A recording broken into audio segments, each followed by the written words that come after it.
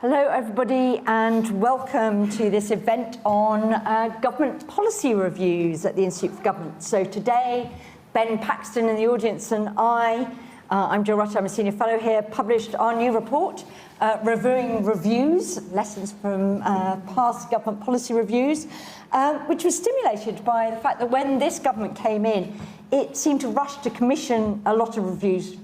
Spoiler alert from the Daily Mail, not 65, but anyway. So we thought actually it's quite an interesting subject to look at that, because this wasn't the first government to decide that there was merit in looking to independent people with credibility and expertise to help them solve some of the knottiest policy problems.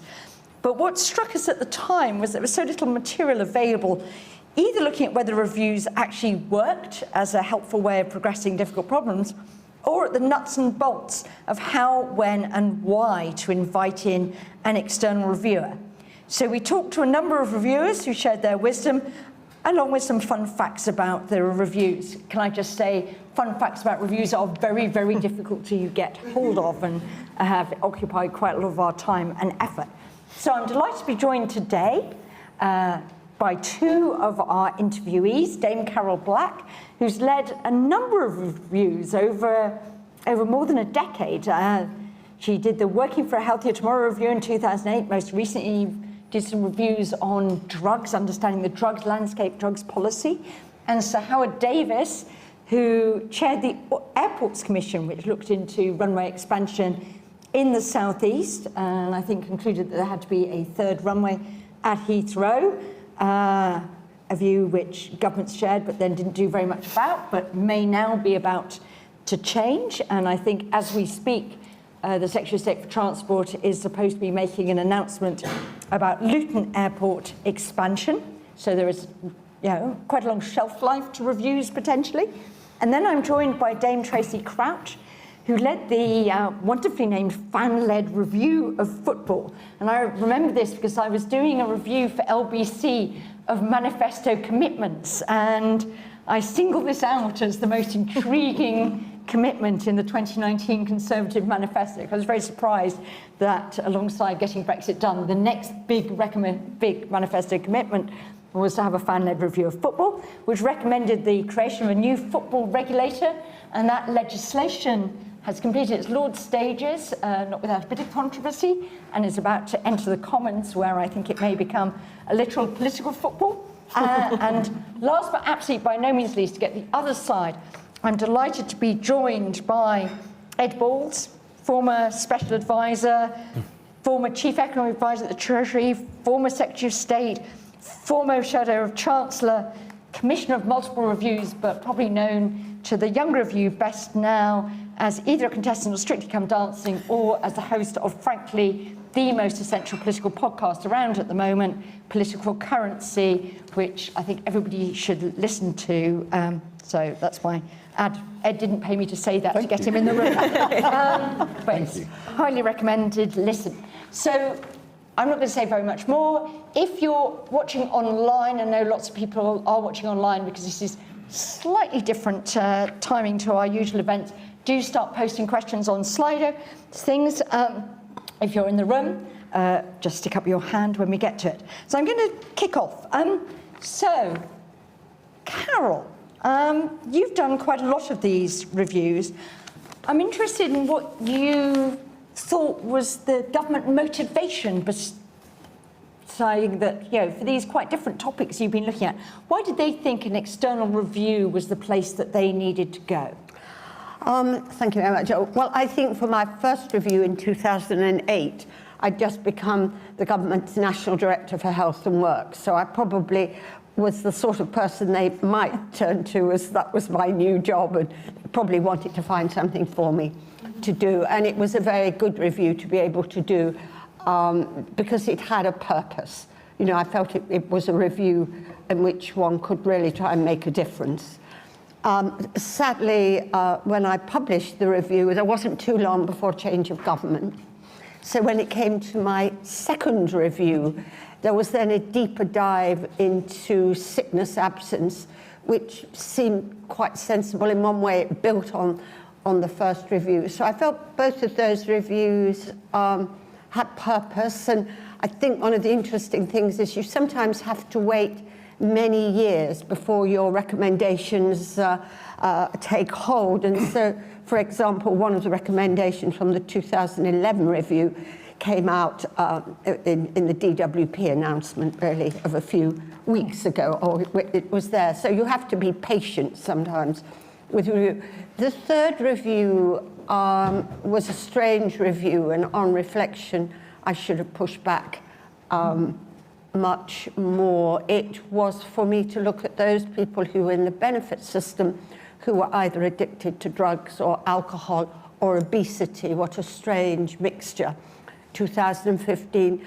And the real question behind the review, which was an unpleasant question, was could you reduce the benefits given to someone with an addiction if they didn't go into treatment? That was what government wanted me to answer, which I didn't answer because you couldn't. I mean, I'm a medic to start with. There was no way that I was going to be able to support that, but that made that review quite difficult. The last reviews, which have been the ones Sajid Javid commissioned me to do, 2019, on drugs, has been fantastic because it's such a difficult, complex problem. There was a problem to solve. Every aspect of drug policy was in a mess. So that was good. So it's, I don't know, maybe, why do they ask me? There are plenty of people they could ask. They perhaps know I really like dealing with problems which everybody tells me you can do nothing about. Okay, no, that's really interesting and wide range. Were there any reviews you were asked to do and you said, no, actually, I don't think a review's the right way forward, or yes, you should do a review, but it's not for me? Actually, do you always say yes? Okay. Well, I think I should with the third one, as I say, on reflection. I just was quite interested in addiction, but it was a much more complicated, and I thought addiction, I wanted to be able to see people with addiction having the opportunity to work. I thought they could work. But it didn't turn out to be that sort of review. And the government's now looking at sort of a related set of issues now with the Mayfield review about inactivity. So do you get a sense that what you were doing then is now feeding into that review? Would you have liked to have been asked to do that review? No, I think I think it was a very good choice to have someone who was a businessman do that review. I've been in a lot of contact with Charlie. You always hope when you do reviews, some of the things you recommended that perhaps weren't taken up then, if they seem sensible, you would quite like someone else to keep the baton going and take it on. So I think he'll do a very good review, actually, and I think it's timely. And is it easy, actually, to access sort of your findings and your thinking, your evidence from the earlier review? Does the government have a way of saying, here's some we prepared earlier, so you don't have to go back and do that? Because we're always quite critical at the IFG of the state of knowledge management in government. I think it's nowhere near as good as you would like it to be. I said to someone this week when I was in DWP, you know, you're doing a peer mentoring program now in job centres to help people with addiction either find a job or get into training. I said, you do know I recommended that in 2015. Sort of shock horror on their face, you recommended it. So I think sometimes hard to go back. It was so much better when we had real files. But anyway, she said, as long as you didn't put destruction notice on them. Howard, airports. You led quite a long process with the Airports Commission. What was David Cameron trying to achieve with that Airports Commission? How did he go about it? And were you ever concerned, actually, am I just being used as an excuse to avoid making a difficult decision? Yes. Next question. You were kind enough, Jill, at the beginning to say that these reviews are run by people regarded as having credibility and expertise. And curiously enough, in the 70s, I was for 2 years the principal aerospace in the Treasury. And it was this rather seminal moment because it was when British Aerospace was deciding whether to go into Airbus, The government was rescuing Rolls-Royce because of the RB211 programme had gone fut. We were spending huge amounts of money on Concorde. And so there was a need for somebody in the Treasury to oversee all this. And I was totally embedded in it. I was very enthusiastic, and I got embedded in the future of aviation. So I was asked to do this. I've done a lot of other things in the meantime. Financial regulator, I've been running the LSE. And so when Jeremy Hayward asked me to do this, I thought, well, okay. So I said yes. And I had a first meeting with him, and I said, I'm going to have to, brush up my expertise on this, I said, because, things have moved on 30 years. And he looked blankly at me. And it turned out he had no idea that I had done this before at all. And nobody in government had, because they'd never looked back and discovered. So the fact that I was actually vaguely an expert in this area was not anything to do with the fact that I was asked to do it. The reason for it, and coming to your particular question, was that before the 2010 election, David Cameron stood in a field to the west of Heathrow, planting a tree and saying there's not going to be any more expansion of Heathrow, read my lips, blah, blah, blah. And that completely ruled it out. And then appointed Justin Greening, who was strongly hostile to Heathrow, as Transport Secretary. But gradually it became clear that it was fine to say what you were against, but you needed to be for something, because there was growth of demand, etc. And so eventually he decided to have a review. There was another complication, which was that the coalition was somewhat split because the Liberals were split. Vince Cable was totally against, Danny Alexander was for. And Vince Cable, of course, had a big interest. Danny Alexander did. Yeah, he didn't operate as DTI minister. He operated as MP for Twickenham. And so it was difficult, and so I was asked to do it. And it was clear, actually, from Cameron's memoirs, which I did not buy a copy, but curiously, if my son did, Remaindered, it says a quid on it, so you could buy one. And that he actually says in that, I regret now the fact that I decided to defer the decision on a runway till after the following election, because, of course, then with Brexit and everything else, he lost control of that agenda completely. But really, this was actually a continuation of a kind of two-bull dispute from the Bullingdon Club. That was really what it was about, because Cameron was frightened of Johnson, sorry. May have been frightened of Osborne too, I'm not sure, but he was frightened of Johnson. We'll get Ed to ask talk about on the next podcast. Was totally opposed to it. I'll lie in front of the bulldozers and all of that. And he was not prepared to confront that. And therefore, wanted a review to look into it. So it was a totally cynical exercise to put the thing beyond the next election. But nonetheless, I thought it was still worth doing because a lot of other things have changed on planning, on climate change, the engine types, the aircraft types, everything else had changed since the previous Labour government had eventually got themselves into a position of favouring it. But there was a lot of work that needed to be done in order to give you a safe basis to make that decision. So I think it was worth doing, even though the origin of it was absurd, frankly. And who came together then? Was it just you with your extremely excellent, though a bit concealed from whatever expertise, or? Well, the department was all the sort of mechanics of the review. You talk in your paper about the way these things are done. All the mechanics, I have to say, from my point of view, went quite well. I had a good team from the Department of Transport. I was able to recruit some other people, so I pulled in favours. I got some really good person from the Bank of England. I got some really good person from the OECD. I was able to pull in some other people, no problem at all. Very little political interference, but for the cynical reason that nobody wanted to have their hands anywhere near it. So nobody was really trying to interfere with us. Good relations with the opposition. I remember talking to Ed about it at the time. I didn't talk to Ed because I got exactly the same response to my questions as I got from George Osborne. I was writing up the notes afterwards, and I thought, I don't need two notes. I mean, it's exactly the same view on the public. On the public expenditure things. Even the same expletives when I said Boris Island would involve 80 billion of additional public expenditure on infrastructure in the southeast. how would you react to that? And it was even the same swear words were used. Well, we were both in favour of building the Heathrow third runway. Yes, no, exactly. So, I mean, it was all the opposition stuff was good. The unions were very good. I mean, we had a lot of interaction with them as well. The only difficult people were British Airways and the Cabinet. But, apart from that... Sounds like two quite things. Did you actually, when you published, think, actually, this is now going to lead to change? I should have asked Carol.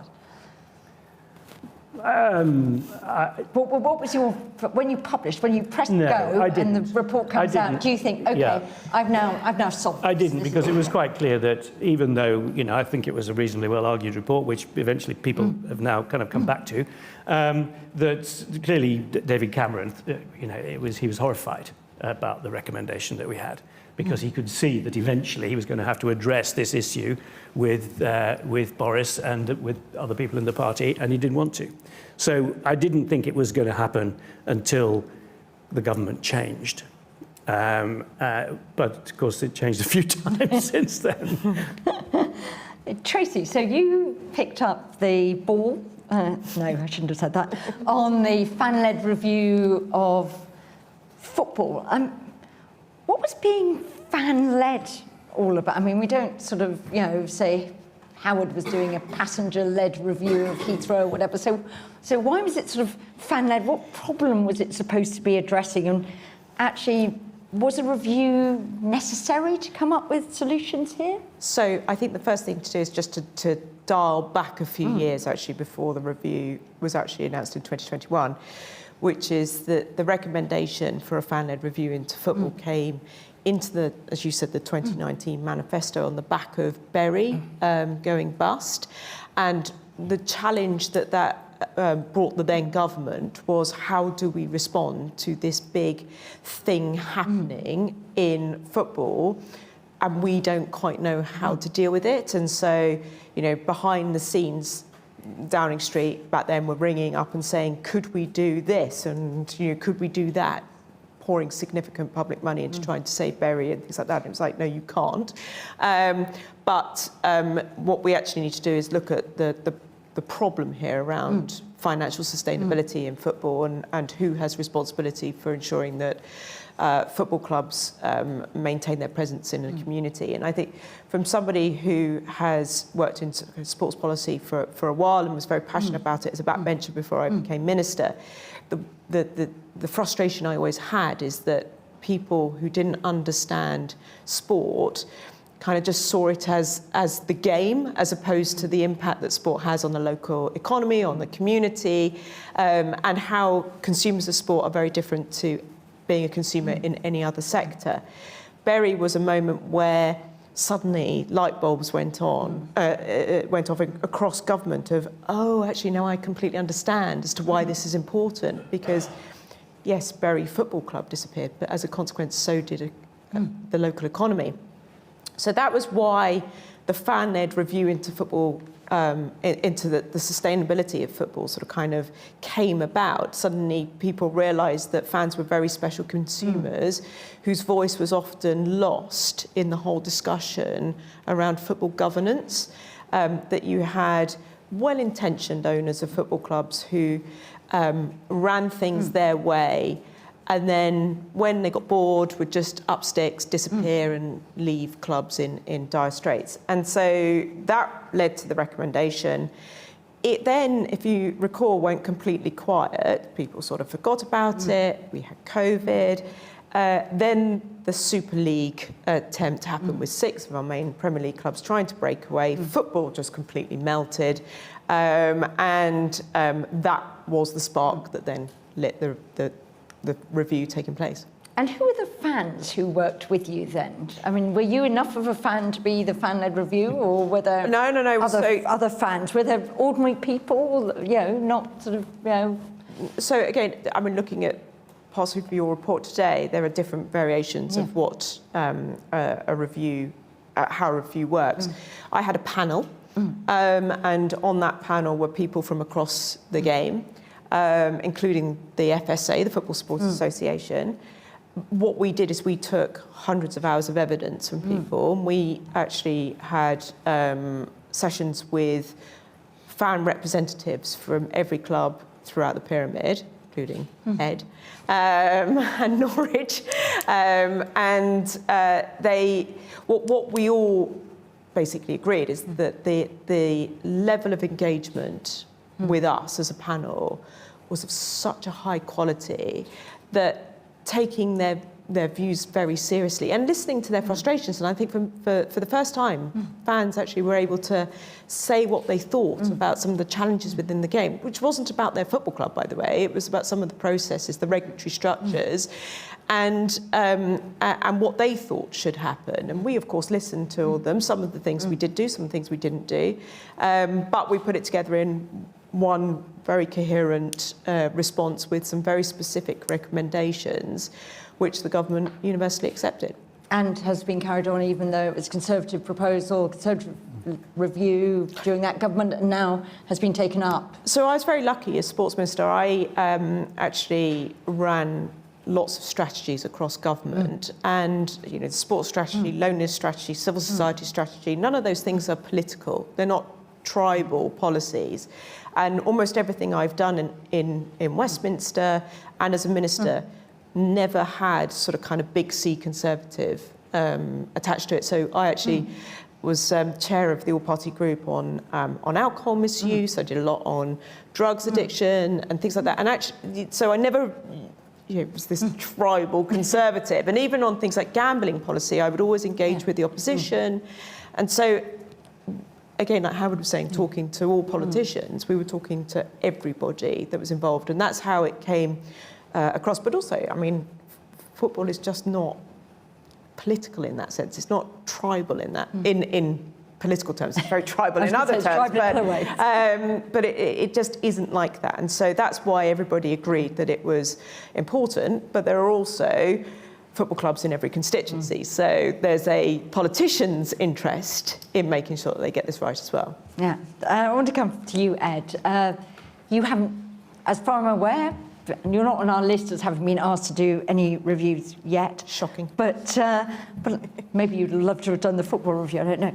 But when do you go about and sort of think, either as a Secretary of State or as an advisor, this is actually a good topic that we ought to invite an external review? How do you then think about it, and where do you think, actually, we should just get on and make the decision?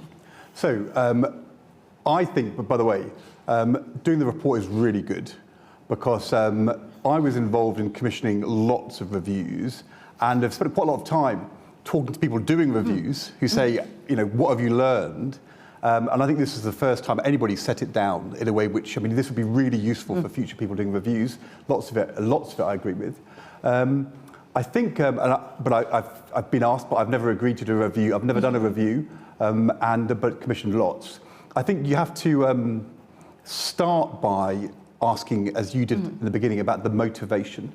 It is true that sometimes a review purpose for the minister is, but actually, you just say before, because you've got a really good table in here, we're not talking about inquiries where there's been a problem, statutory or non-statutory, and we're talking about where a minister commissions somebody to do a piece of work for them and the department. So that is something which is more controlled by the Secretary of the State or group of Secretary of States. Sometimes it can be because we've got a problem which we want to park, and we want to give the impression of activity, but we don't really mind if it ever completes. And actually, it completing might be a bit of a pain. And Howard's review might have been one of those reviews, although I always believed that it had the potential to be an implementable review. Sometimes, interestingly, Carol referred to this, and this wouldn't apply to her. I can tell you, well, I'm not going to tell you, one very, very big review, which had a huge impact globally, was originally established because we had an individual who needed a task, and the task they were doing wasn't quite working, and so we thought of something else. So sometimes that can be what's going on. That's next turn. I'm not going to say anything, but it was globally influential. Yes. Globally, much to our great pleasure, surprise, pleasure. And but it wasn't there at the So inception. I'm just going to add one thing on that. I was at Dither when that review was published, and I went to the Treasury and said, now, surely you've got to accept the need to act for climate change. Read the Stern review. Brilliant. And the Treasury official said, Stern is for foreigners. But Well, I'm not going to comment on that. but then there's two other types of reviews.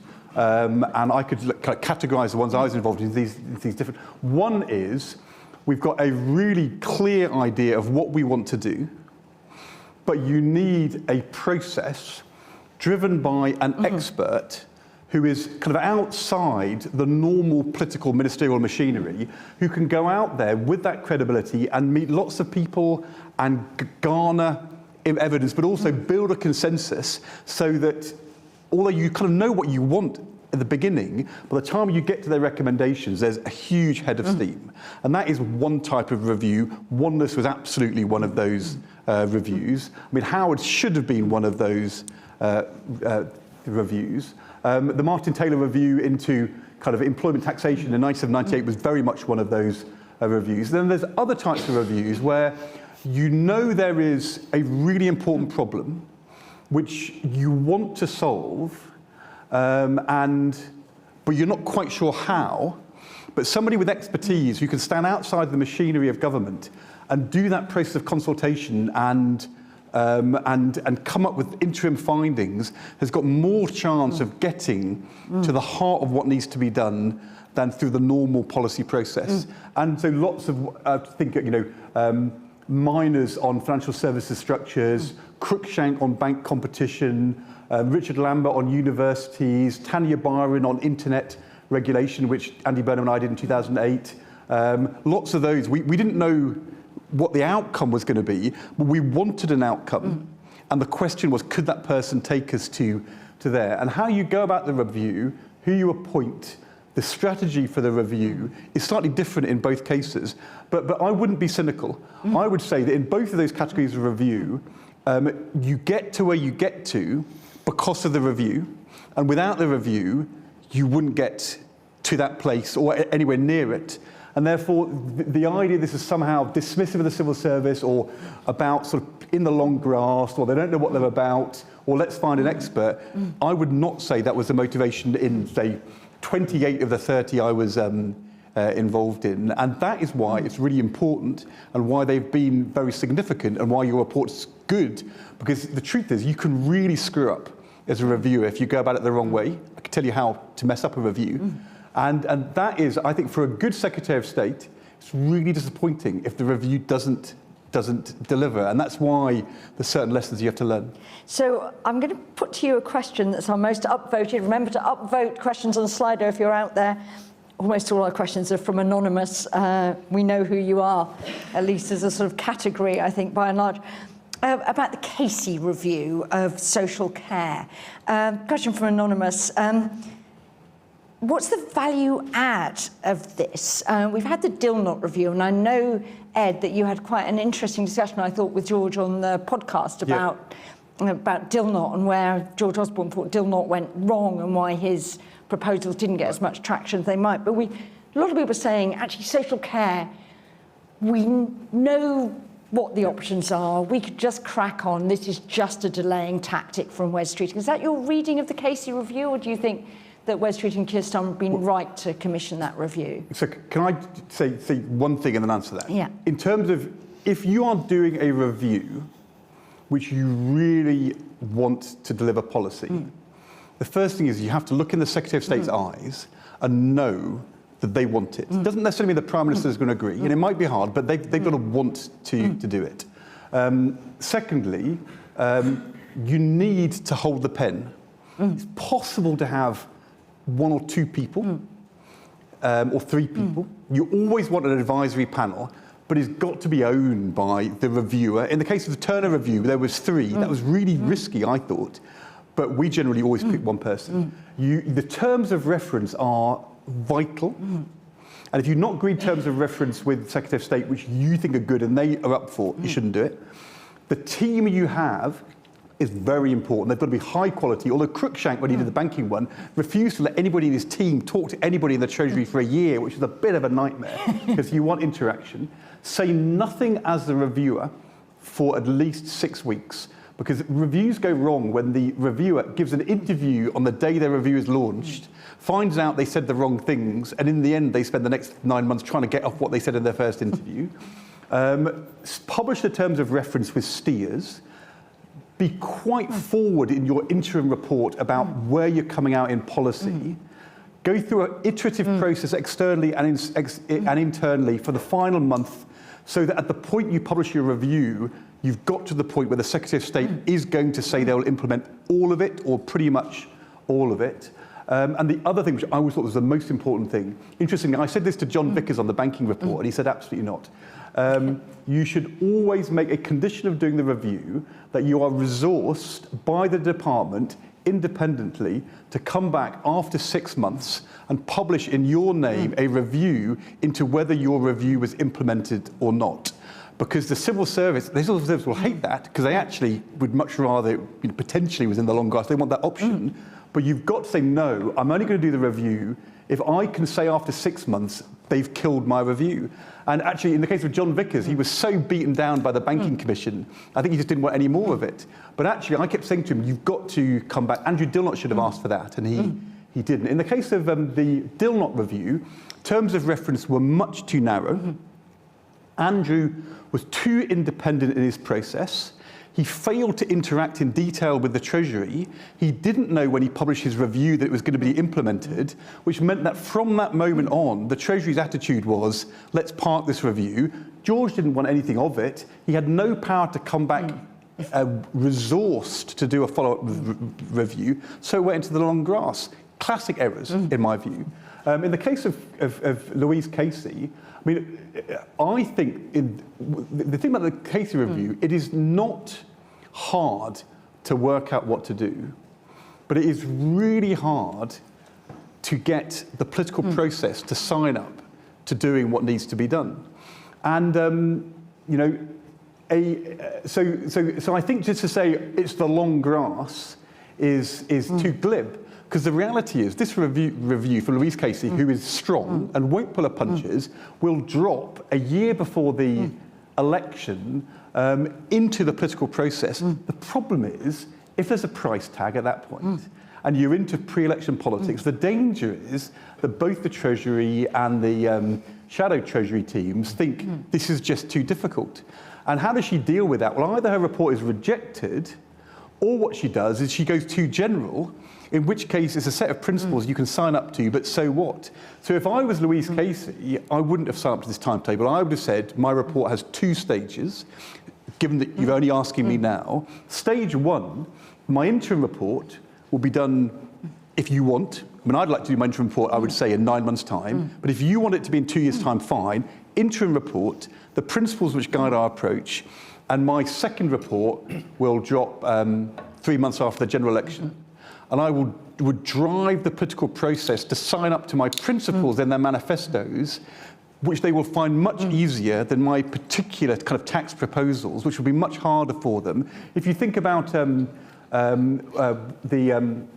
John Brown review of university finance, the only reason that was implemented was because it came out just after the 2010 election. And the only reason it was implemented was because both the Labour and Conservative Party in their manifestos endorsed its broad direction. John Brown had published that review in 2009. I think it might have been killed, and that would have been a bad thing. So Louise Casey's review is, it's too negative to say it's in the long grass. But if she'd asked me, I would have said to her, there's some tactical things to think about here.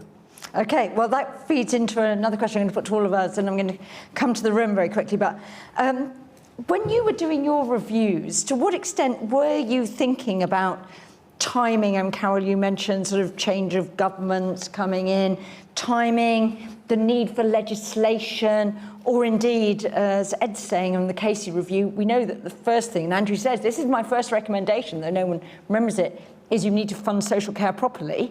And then you can start thinking about the who pays questions. How much of those do you feel you're operating within constraints, or do you see yourself as actually giving forward a sort of, the right solution? Then it's for government to actually make decisions about priorities and, handle the political problems. Tracy, were you conscious of? So I knew I had a rough timetable in terms of delivering the review and its recommendations. I think I probably had a slightly unique experience in that I was a member of Parliament and I was, part of the governing party. Therefore, it actually created a slightly different problem for the government, which is that they then had to have a Tracy Crouch handling strategy. So they, because they put themselves in quite a difficult position because they had one of their own making these recommendations for a report that was actually incredibly well received at the time. And therefore, if they didn't do bits, then they had to try and work out how they were going to communicate those bits to me. And if I stood up and said, that's an outrage, then the whole world football world seemed to sort of kind of follow with the outrage of those issues. So I think government created a slightly different problem in that, yes, it was an independent review into But they must governance. have chosen that. They must have known what they were doing. They chose you precisely so that you would do that. No, I think they chose me because they knew that I had the respect across football and that I could navigate some of these really difficult political circumstances within football. But they also, I think, chose because it was easy, right? Let's be clear, it was an easy option for them rather than to go out and find somebody else. And that I'd been the one behind the scenes pushing them to do this. And Ed, it gave me something to do because I wasn't a minister and, so there was an element of that as well. Yeah. But I think it's, I did publish an interim statement. I wasn't asked to, but it certainly meant that government were aware of the direction that I was travelling in and gave them some sort of kind of opportunities to have their own views on that. But yeah, no, I think I created a slightly different problem for government. So Howard, how conscious were you of what would need to happen afterwards? Well, we were, but there's slightly difficulty. Ed has talked interestingly about Secretary of State and so. I didn't really have a sponsor in that sense. The Parliament didn't want to talk about it. It wasn't like I had a Secretary of State saying we've got to have a solution to the runway capacity problem, and he's going to put it out. They didn't want to talk about it at all. There was no comment. It was just a kind of new blackout was put. So I knew, of course, we could see when the election timetable was. I knew all three parties were split in slightly different ways, Labour less so, but still a bit. And therefore, I think we all thought on the Commission, we can't be too clever about the politics here, that this is a sort of ineluctable thing. Everyone's going to have to come back to it, as this government now have done, that it is going to be a need for something to give here, and therefore the best thing we can do is just to produce a sort of overwhelming weight of evidence in favour of our solution, and then hope that whoever is going to be in power will pick it up. And Carol, how far were you thinking? These are sometimes quite difficult areas, which might have to turn into legislative action? No, it did matter to me. I mean, I published Working for a Healthier Tomorrow at the beginning of 2008. So there was 2 years before the change of government. So that seemed just about all right, although there was some pretty heavy recommendations. But the government took them all. But then the only one that never really started to be implemented was the research recommendation. The tragedy was really once we changed government to a coalition government, they started pulling them apart. So the frustration then is you never see the recommendations truly implemented in the way you wrote them, with a chance to see whether they work or not and adjust them. So timing for me in the reviews I've done, being critical, I mean, I did an internal review of prisons for the last government, commissioned by 3 ministers, that I finished the day before the election was announced. Okay, so I held on to it, and I gave it to the new ministers, which I thought was, at least it gave it a chance to give it to a government that's likely to go. So for me, timing and what might happen afterwards. That's really So what's your timing if you're a review? Let's go to some questions in the room. I'll take them in threes, and conveniently I have 3. So let's start at the back, and then Lauren will come forward. Yes. Thank you, Adam Tyndall, policy consultant. The first time I interacted with a review was as a very junior researcher in a parliamentary office during the RMET review. And I was wondering whether you had any reflections or lessons on the differences between commissioning, undertaking, using reviews in opposition as opposed to in government. And what was the RMET review? The RMET review was into long-term infrastructure planning that led to the establishment of the National Infrastructure Commission. Okay, which actually happened. Yes, let's come forward to Simon. Yes, Yeah. Simon Webb's having done reviews in government and also in the private sector. One thing which I thought might cover in the report is a huge difference I saw in that when you present to a chief executive in the private sector, they will always say, have I got the right team? And almost nobody in the public sector will ever say that.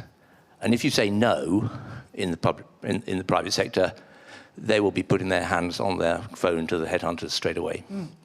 And I think that's something that we dodge round in the public sector and shouldn't do.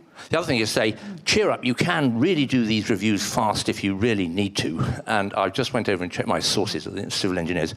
After the Sellafield fire in 1952, they commissioned actually a retired civil servant to do that with a team, and they reported in 13 days. And they implemented the recommendations on a thing which is still fragile today. But coming a bit nearer, after Fukushima, we went through the same routine, and they did a review on nuclear safety in 27 days, but done by a chief inspector, and that was reviewed and put to the Secretary of State. So please don't think it has to be forever and have vast squads of advisors and panels and everything else. Sometimes it's okay to do it fast. And H1N1, I will take credit for. We did, before the next flu season, we did H1N1 did that in about 3.5 months. So that's what I just wanted to leave as an addition to your report. Okay, I think our report says the average of the ones we looked at was 11 months, but anyway, yes. Hi, Jonathan Wren. I used to be a documentary maker, and this is primarily for you, Tracy. We desperately need a review into the academy system, recruiting the youngsters, because I made a documentary, I think it was 2007, called Catching the Roonies, and I exposed the psychological effects it has on the children and the families of going to a child 4, 5 and 6 years old and telling them that they've got great potential and they're going to play for a Premiership club or Championship club, and after a season, after they've been used to possibly train up 1 or 2 children, they're rejected, and the psychological effect of that is devastating. They don't return to their local clubs or Sunday clubs because they're seen as a reject, and they turn away from football. So I know Rio Ferdinand touched on it, but I was doing this years ago, so we still really need a really big review on what age should we approach these kids and say you could be a potential professional football, because I think it's too young and it causes too much damage. Okay, that's quite... Ed and I are both still hoping to be professional footballers. I've seen Ed play, that's not going to happen. Damage psychologically of a life that you weren't. Tracy, do you want to just pick that up? I mean, is that something that the government should be acting on? Yeah, actually, we did look at it as part of the review. There's a chapter on welfare. And we concluded, because actually quite a lot of fans did pick that up. They look at the academy teams and how they feed. My film's on YouTube. I will. But we actually did, we did discuss this, and we decided the FA were best placed to look at academy, and they had a very specific recommendation around it. I think the challenge is we're now seeing, with the wonderful growth of the women's game, we're going to see very similar problems in terms of young girls being, thinking they're going to be potential lionesses, and we don't want them to make the same mistakes as has happened in the men's game. I've seen it both as somebody who was involved in grassroots coaching, the point that you've made, but also as Member of Parliament, where parents have come and they've said exactly that, and it's had a significant impact on mental health and well-being. So I completely get that. On timing, just to say that our review took 6 months. And on team, I had an absolutely fantastic team, from the panel through to the civil servants that supported me, and I could not have done it without them. I mean, did you, Howard, Carol, have you had good teams? Department's always been very cooperative, giving you the best people that you need? Did you feel you had to go outside, or? I learned how to get good teams. So my first review, you know, I was given some people I was very naive about doing a review. I didn't know what I didn't know, so to speak. I was lucky that the person who was leading the team, unfortunately, became ill. I then got a person who really understood about doing a review and was able to give me a lot of the things that are in this review and help me learn how to do a good review, what I needed in the team, and how to get them from other departments when you needed to ask to have some expertise from another department, things like that. So it's crucial. That team is absolutely crucial. Usually the civil servants are very pleased to do it because for a few months they're not doing their ordinary job. They've got a hopefully interesting nitty problem that they're going to be able to get their hands around. But I certainly had to learn what I needed in the team and how to get really good analysts was very, very important in the work I was doing. So Howard, could you have done Heathrow expansion in a couple of weeks, as Simon is suggesting? I mean, why did your review take so long? And well, partly because I was told it was going to take so long, because they didn't want it until after the election. So that was straightforward. And how long how long did you think was necessary? Well, I think you probably could have done it in 2 years. I mean, there was a lot of detailed work. The thing is, you see, you had to go out. First of all, you had to ask the question, do we need additional capacity? Because that's still a disputed thing. There are people that say we don't. So we did a first report on that. And then we had to invite bids because, you know, you couldn't really, you needed, most of this was going to be private sector funded. So you needed bids from the private sector. And we had, you know, something like 20 odd bids that we had to properly evaluate, and you know, was surrounded by lawyers saying what we had to do and all that, and then finally produce a recommendation on the best one. And we were very keen to try to produce one rather than give people, you know, another range of options. So I think it could have been done more quickly, but probably not very much more quickly, because you had to give people time and you had to consider things. You know, it's like this is an area where, you know, there'll be judicial reviews. There were judicial reviews of the report, which eventually went to the Supreme Court, which validated it.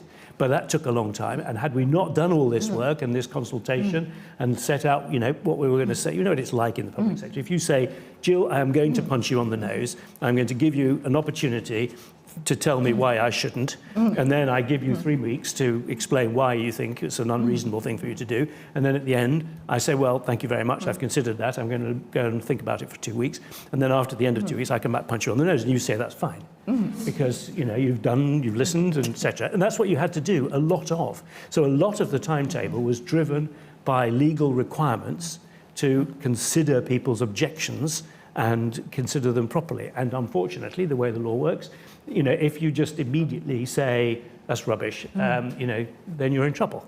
But you have to go away and think about it for a while. So it was all driven by legal processes, actually. Yeah. Jill, can I just make a point about Parliament as well? Because I think we often lose sight of parliamentarians within the discussion around reviews. And without being rude to my former colleagues, often parliamentarians don't read the reviews in their entirety. No. I did actually read Howard's because... I read yours. Oh, thanks. But I did read Howard's because actually Boris Island would have concreted over a large part of my constituency, so it was in my interest to read his. But I also read lots of other reviews. I read the Windsor Review, which had several parts to it, because I had a huge number of police officers in my constituency who were either worked for Kent Police or worked for the Met Police, and they were really quite agitated about some of the recommendations to their pensions and to their pay. But not a lot of parliamentarians necessarily do that, and therefore you don't then have the intellectual debate in Parliament about some of the recommendations as opposed to just the discussion in government.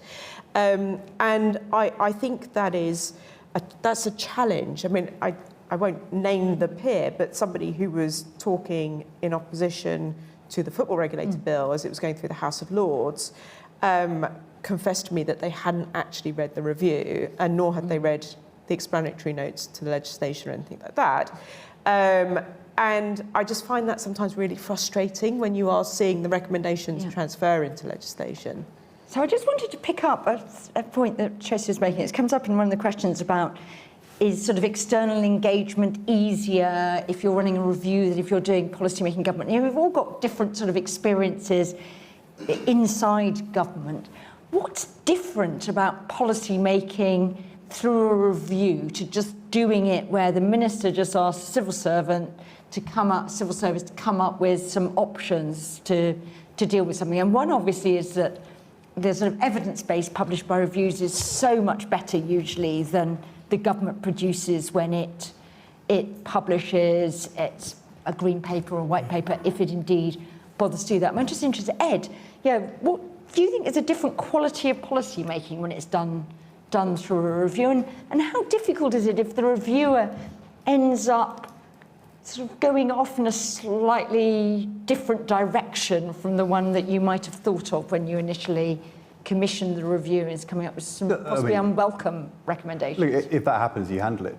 But you ought to know what you're doing when you choose your review in the first place. I mean, government sometimes does an element of this. If you think about the process of tax policy making, it would be quite hard to have an external reviewer doing a review into what tax rise the Chancellor should do in this autumn's budget to raise revenue. But it's often the case that you will have some internal process of policy making. Then you will then make an in principle announcement. You'll then publish draft clauses of legislation and go through a big external process before then deciding the final legislation to legislate from the finance bill. And in a way, that second phase is quite like what a reviewer does. Because, I mean, it is true that having a little bit of arm's length from the minister and the civil servants can sometimes be helpful. If you, for example, let's just say, notionally, the Chancellor of the Exchequer has got an ambition to do something, but the Prime Minister is a bit sceptical. Sometimes it's quite, it happens. Sometimes it's quite helpful having some external reviewer. You can say, well, look, we set this review up, we'll see what they come up with, as opposed to owning everything from the start. So sometimes that can be helpful, but actually what the reviewer is doing, they're doing it well, as well as providing expertise and maybe in recommendations, as they are going through a big process of external consensus building. So if you take, for example, that way Carol and I talked about doing the review with the interim report, you go out, you publish your terms of reference. Every stakeholder community then sends you a 20-page document about what they would like you to do in the review. You can go and meet them all. The government isn't owning the terms of reference at that point in detail or their responses. You then do your interim report and you lay out your views. You then get another whole engagement from the whole wider world about what they think of it. By the time you get to the point where you make your recommendations, which is still not owned by the government, you've gone through a massive process of consensus building, if you're good at it. At that point, if the government at that point can easily reject your recommendation, then it's a bad review. If it is absolutely overwhelmingly clear that everybody wants this, it's a great review. And if at that point, the wider world really wants it for these reasons, but there is a particular faction or interest or lobby who don't, and it's all in the public domain, well, the minister, has got the whole terrain in front of them and they can see their choices. It's much, much harder for that to happen in that sort of consensual process of kind of policy building, if that is all done behind the scenes. And if civil servants go off and try and do that while they're preparing advice for the minister, and it becomes public, then suddenly that's incredibly controversial. So I think the reviewer and their team, and you've got to choose the right team. And if you find out after a month you've got the wrong team, that tells you that the minister never wanted your report to produce anything. So you need to have control over who your team is. But if you've got a good team and you go out about it that way, you undoubtedly can do things which the internal civil service process can't do in terms of consensus around policy making. And Carol, do you feel that too? Yeah, no, I think that's a very, very good way of putting it. Yeah, it was consensus building. Yeah. but including on difficult things. Oh, on very And everybody's learning. Yeah, yeah. And sometimes you end up recommending things you weren't sure you were going to recommend. Yeah. But it's quite a public process. And you know, when, say, doing the one on drugs, you also talk to people with lived experience. You're not, you know, you actually go out there and really hear what it's really like. That's right. And that would be hard, much harder for civil servants. Hard for the minister to reject as well. Hard for the minister. Tracy, you've been a sports minister. I mean, did you feel you had a different quality of engagement, this is a question, with fans in your fan-led review than you would have done if you'd just done it as a sports minister there? I mean, Yeah, I think so, because I think you have that sort of kind of independence from government machinery, which Ed was talking about. But I also think that government often does reviews to sort of delegate that thinking. You know, what you've got to remember is actually ministers have many, many things going on throughout the day, you know, juggling multiple balls, as well as being an MP. And sometimes you just need to be able to sort of kind of delegate somebody to do the proper deep thinking into that. And I don't think as a sports minister, I would have been able to give it the depth and the breadth in the way that I could as chair of the review. And Howard, quality of policy making different? Did it feel very different to if you'd been a DG in yes, I think, transport? I mean, this was a particular circumstance, you see, where the government was split. And so it was very difficult for anybody to go out and have public dialogue, because they were having public dialogue about from two different points of view. So it was quite hard for them. So I think we probably did do a lot more than a government could have done in that area. Definitely. Yeah. Okay, we had a question from the lady there. Yes. Hi, I'm Sanskriti. I'm a public policy student at the University of Cambridge. And one of the things about being someone from India working in this space and now studying in a global classroom in the UK is just how contextual policy it is, and yet it's so similar in terms of learnings and just extracting a lot of universality as well. So I was curious if there's anything in terms of international best practices on reviews or any comparisons or insights that you know or have reflected over. Oh, that's a really good question. Do you look at any sort of international good examples you looked at, or did you draw and did you go on visits on any of your reviews? Or? Yes, we looked, and yes. I mean, it was New York was probably the biggest example, and they were just amazed at the prospect that we might actually build an additional runway. They thought that was unbelievably impossible. And did you go to Hong Kong as well? York. Hong Kong, let's just have a whole new airport. Actually, we didn't. Yes, I mean that Asia. Yeah, they build airports very, very quickly, but I mean it is very different. But France and Schiphol we visited, and Frankfurt as well, and that was quite instructive. I mean the issues were very similar in lots of different places. The advantages they had is that they tended to have built the fundamental kit on a larger scale to start with. So, I mean, Schiphol at the moment, for example, everyone praises Schiphol, it's great. But it's got 4 runways, but there's a cap on how much utilisation of those runways there can be, which is very much fought over. So they've got slightly different problems. But yes, no, we did indeed, and indeed the work has been used by the OECD substantially since then, and has been used as a model for reviews of airport capacity around the world, most recently in Korea. They think it's marvellous, you know, that we did all this work for them. I say we've got no bloody output here, but, you know, for around the world, it's been very influential. I mean, Carol, we're always told that places like Portugal or Czech Republic have sort of more sensible approaches to drugs. Were you looking internationally? Yeah, I mean, it's absolutely essential that you do, and you're usually asked by the minister, have you done so? So, and you can learn. You can't always pick it up, bring it here, but just one example in the drugs review, America does recovery communities extremely well. They have a very good worked out system with a lot of years of experience. So you need to go and learn from that.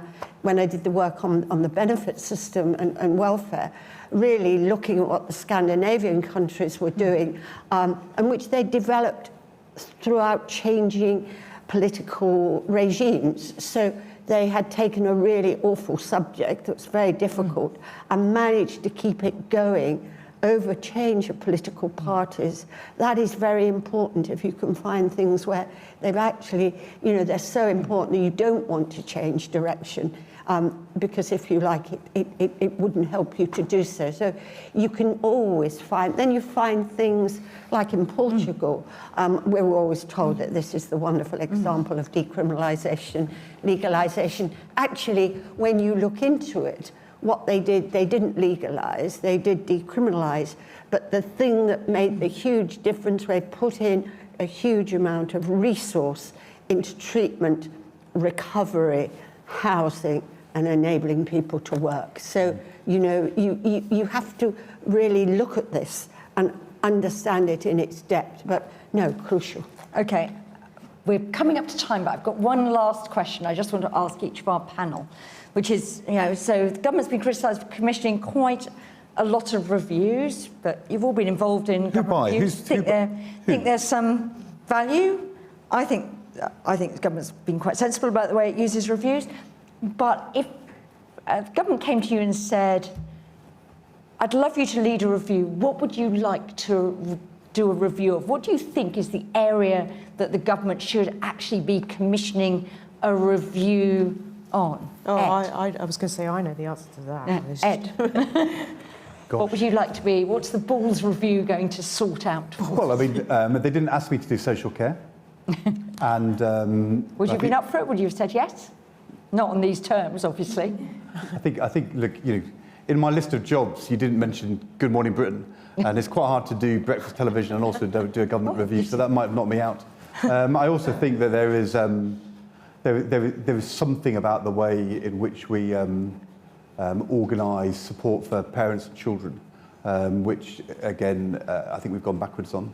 So interesting. But I don't know. I would be quite cautious. Can I just say one thing, because you didn't answer the question of the guy at the back? Opposition reviews are very different. I've got that. Yeah, opposition reviews are very. Government reviews are all about, if they're any good, government wanting to do. Opposition reviews are done when you can't do anything. Sometimes they are about working out what you want to do, but quite often those things you keep private. So they're quite more likely to be the process of engagement rather than getting to the hard policy conclusions. Although in this case, the ARMIT one, ARMIT was about long-term infrastructure commission, which I set up with Andrew Adonis. Because I thought we had to find a better way to make long-term decisions. John Armitt, I think, had been on Howard's review. And I was thinking, how can you do better than doing it in a sort of case-by-case basis like Howard was doing? Armitt does this great report, totally failed to get any engagement from the government at the Treasury, showed no interest whatever. I thought this is incredibly disappointing. We lost the election, and then the first day of Conservative Party conference, George Osborne announced the implementation of the ARMIT review, setting up the Infrastructure Commission and appointed Andrew Adonis to be the chair. And I sat there, I couldn't work out whether I was incredibly moved or really annoyed. But in the end, I decided that I was happy. It's the outcome that matters, always the outcome that matters. Anyway, right, so we've got a parents and children review. Carol, what would you like to be asked to do? I'd really be interested in having a review of healthcare in prisons. Okay. Is one thing. Healthcare in prisons. Our prisons expert Katia is nodding very keenly there. The other thing that so frustrates me is we need to reform the benefit system and people nibble at the edges. I would like somebody to take it as a real problem and do an honest assessment of what we really need to do to the health-related benefit system rather than nibble. Okay, Liz Kendall, over to you, maybe with a bit of West Streeting thrown in. Howard, you've so burned by the experience you a good idea before a wave of universities fail, which is going to happen, I suspect, that we review higher education in the round. We've tended to look at fees, which is now a curious position, a recommendation, but which hasn't really been followed through. And we tend to look at overseas students and visas.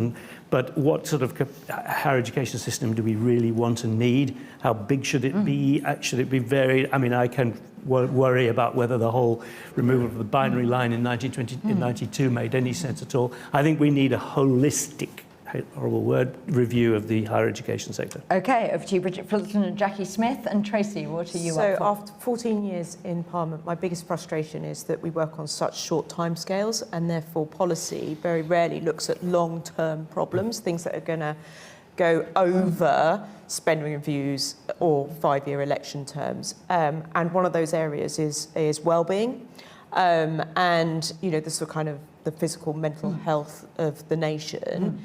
And the return on investment that you get by ensuring that you put well-being at the centre of policy making. So if you start getting a kid active today, you're not going to necessarily see the return on that for a generation, for 25, 30 years.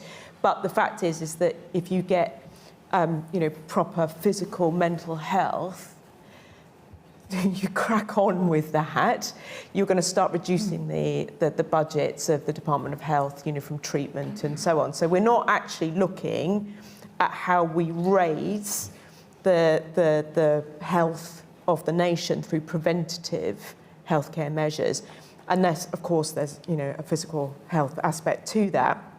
But we don't do it in terms of the structure of government. You have bits in government, you have departments with little bits in their portfolios that are responsible for good health.